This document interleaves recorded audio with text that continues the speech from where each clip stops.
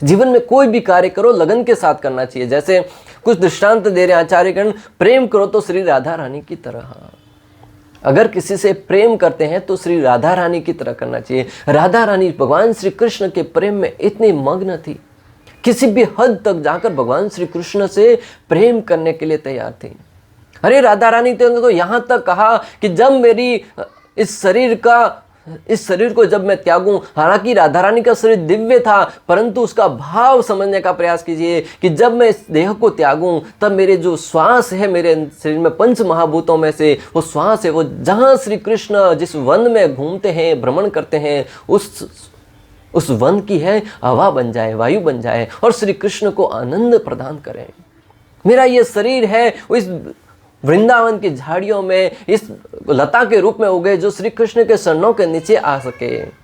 एक एक अंग का राधा रानी ने कहा कि श्री कृष्ण के सेवा के लिए समर्पित हो सके। अरे जीते जी जो श्री कृष्ण को आनंद प्रदान कर रही थी, मृत्यु के उपरांत भी भगवान श्री कृष्ण के सेवा में अपने शरीर को समर्पित करना चाहती है। अरे राधा रानी ने तो यहाँ तक कहा भक्तों कि अगर कोई अन्य गोपी भगवान श्री कृष्ण को अधिक प्रिय है तो मैं उसकी दासी तक बनने के लिए तैयार हूँ। यह है प्रेम का भाव। आप और हम, किसी ने हमारी तरफ मुड़कर देखा तक नहीं, हम उससे अपना रिश्ता तोड़ देते हैं और कहते हैं मैं तो उससे प्रेम करता हूँ। थोड़ी सी बातों पर अनजाने में अगर उसने कहने का भाव कुछ और है, हमने समझ कुछ और लिया है, तो हम उससे रिश्ता तोड़ देते हैं।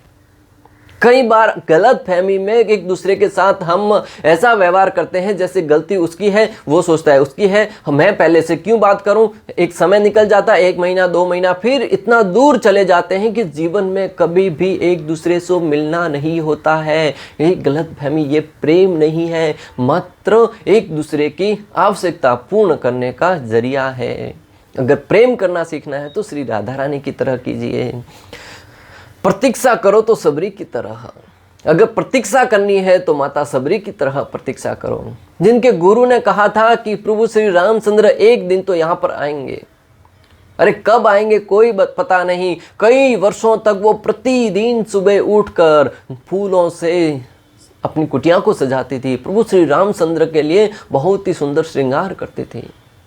आज हम माला जप करते हैं, 1 महीना 2 महीना 4 महीना 6 महीना जप किया, कुछ परिवर्तन नहीं लग रहा है। अरे गुरु भी झूठे, ये मंत्र भी झूठा, मेरे जीवन में तो कोई परिवर्तन नहीं आ रहा है।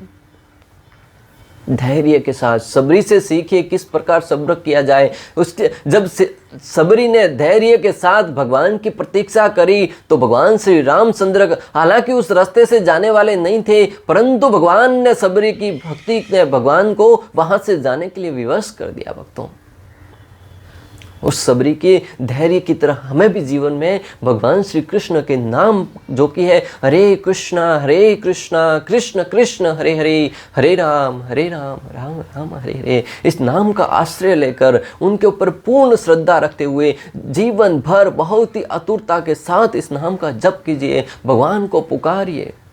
निश्चित रूप से भगवान दौड़े चले आएंगे। भगवान तो भाव के भूखे हैं। सेवा करो तो हनुमान जी की तरह। अगर सेवा करते हैं तो हनुमान जी की तरह भक्तों सेवा कीजिएगा। हनुमान जी ने किस हद तक जाकर सेवा करी, आप सब हनुमान जी की सेवाओं से भली भांति वाकिफ है भक्तों। जिस लंका में एक परिंदा भी पर नहीं मार सकता था, हर एक सिटी को भी अंदर प्रवेश करने के लिए अनुमति नहीं थी, वहां पर हनुमान जी प्रभु श्री रामचंद्र की सेवा के लिए अपनी जान को जोखिम में डालकर किस अवस्था से गुजरते हुए कहां कहां नहीं गए भक्तों।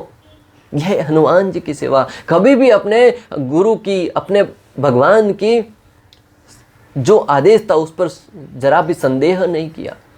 आज हमें कोई आदेश दिया जाता है तो हम सर्वप्रथम कहते हैं ये कैसे हो सकता है, यहाँ पे ये विघ्न आएंगे, यहाँ पे ये बाधा आएगी, क्या उसके लिए तुम मुझे कुछ फैसिलिटी प्रदान करते हो, तब जाकर हम उस कार्य को करने के लिए आगे बढ़ेंगे। हनुमान जी ने ऐसा नहीं कहा। जैसे सेवादी तुरंत निकल पड़े और जीवन में कितने संकट आए, रास्ते में अनेक प्रकार के पर्वत आए, अनेक प्रकार की राक्षसियां आई, अनेक प्रकार के विघ्न आए, परंतु सबको पार करते हुए वो आगे निकलते गए। यह है सेवा का भाव। तो सेवा करना सीखना है तो हनुमान जी से सीखिए भक्तों। मित्र बनो तो श्री कृष्ण की तरह। अगर मित्र बनना है तो भगवान श्री कृष्ण की तरह मित्रता का निर्वहन करना होगा। भक्तों, आप सब कथा से भली भांति वाकिफ है। सुदामा जब कृष्ण के महल में आए थे तब भगवान श्री कृष्ण ने किस प्रकार उनको दौड़े चले गए और गले लगाया, उनका पाद प्रक्षालन किया, किस प्रकार उनकी सेवा करी। अक्सर उस मित्रता का लोग हैं वो दृष्टांत देते हैं। और भगवान श्री कृष्ण ऐसे मित्र थे, अर्जुन का सारथी तक बने। और अर्जुन के सारथी के रूप में जब एक दिन रथ चला रहे थे, अर्जुन के जो रथ के आगे अश्व थे, घोड़े थे, वो थक गए। अर्जुन ने एक तीर से चारों ओर बाणों का निर्माण किया, एक आवरण तैयार किया। भगवान श्री कृष्ण अपने रथ से नीचे उतरे, घोड़ों के पांवों की मालिश करने लगे। भक्तों, संपूर्ण सृष्टि के एकमात्र मालिक भगवान श्री कृष्ण को वो करने की कोई आवश्यकता नहीं थी, परंतु वो दिखाना चाह रहे थे कि वो अपने भक्तों की किस हद तक जाकर सेवा करते हैं। अरे अर्जुन की तो छोड़ो, उनके घोड़ों के पांवों की मालिश करने लगे। वो है श्री कृष्ण। अरे अपने भक्त के लिए दुर्योधन का नाई तक बनना स्वीकार किया, वो है श्री कृष्ण। इस मित्रता को, अगर किसी को मित्रता करना सीखना है तो भगवान श्री कृष्ण से सीखिए। भक्तों, वो किस हद तक जाकर मित्रता निभाते हैं।